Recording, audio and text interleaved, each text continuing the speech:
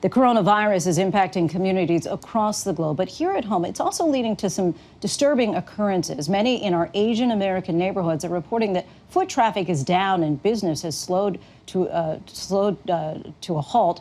Even more troubling, we are seeing a disturbing rise in hate-filled attacks.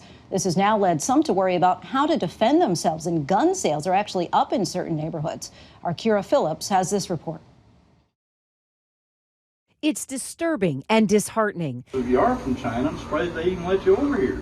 We're talking about racially motivated crimes inspired by fear over the coronavirus. Now I'm going to share it to my family. As COVID-19 spreads across the United States, so does an alarming rise in hate crimes within Asian American communities.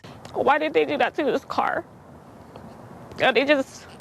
My heart just sunk. This car vandalized in California. The language too disturbing to show you. And the Chandy family is devastated. Anna, in tears, forced to explain to her child what the racial slurs mean. Why are they being racist to us? We don't even have the coronavirus. And then there's this video, posted to Facebook, now part of an NYPD hate crime investigation. So move.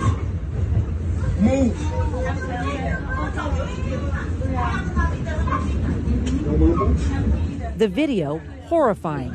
An Asian American minding his own business as a total stranger berates him before spraying him with Febreze. New York City's transit department now calling this incident racist. The CDC also weighing in now, saying that being of Asian descent does not increase the chance of getting or spreading COVID-19. So I'm breathing this and I'm breathing everything that they bring to our country, you feel me? And that's a pandemic. But many Asian Americans are increasingly reporting that they're being singled out. If you're from China, I need to know. In videos filled with misinformation being shared on social media, on the street, and in schools.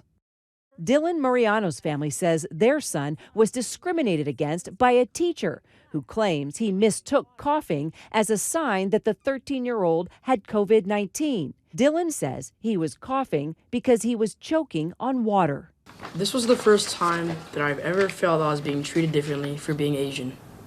Dylan and his family saying other non-Asian students in his class don't face the same type of treatment. The school district not responding to our requests for comment. He actually said to me, he goes, all the other students who are coughing, they don't get sent out, but they're not Asian. Mixed messaging not helpful as certain politicians, like House Minority Leader Kevin McCarthy, one of several House conservatives, calling COVID-19 a Chinese or Wuhan coronavirus. Now, Asian community advocates around the country are speaking out. I think this is kind of unprecedented. This is not just affecting Chinatown here, it's affecting Chinatown in North America and globally. From foot traffic to small businesses, Chinatowns and Asian American communities across the country severely impacted in the face of COVID-19. I think there's a great deal of misplaced fear directed at the Asian community, which is very, very unfortunate because this disease is not ethnic-centric.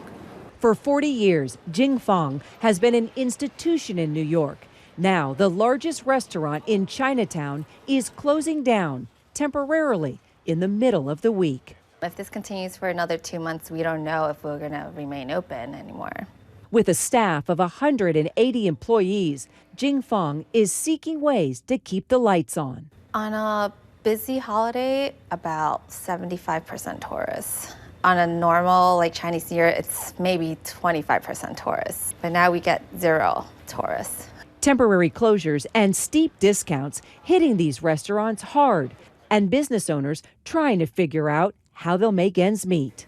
呢個絕對係我哋最重要嘅問題就係咁樣，開又死，唔開又係死，等係睇點死法，死唔死係咪病菌死咧？定還是係閂門冇生意死？ Local Chinese businesses are taking measures to mitigate panic and fight public perception. People are very concerned. We understand their feelings, but actually it's hurting us too. fear of coronavirus impacting Los Angeles, California, too. And we just wanted to try our best to protect the customer and our employee. The increased racial tension has also led to a rise in gun sales in parts of the country. Some Asian Americans feel unsafe, and they're beginning to arm themselves in response. Well, last year we did with this company about $100,000, and year to date we already did like almost $70,000 sales.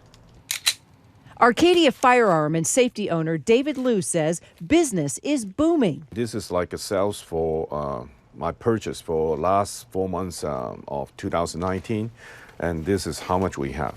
Just this little binder, and this is what we have for this year. All this here. And as people in times of crisis have turned to buying guns before, some Asian Americans are doubling down, fearing not only a spreading virus, but also a rise in racism that's forcing them to take drastic measures. Why did you decide to buy a gun right now? For self-defense. And Kyra Phillips joins us now live from Washington's D.C.'s Chinatown. We saw the powerful and sadly hateful impact this virus is having on some people. How is it impacting businesses and people's general state of mind in that particular neighborhood?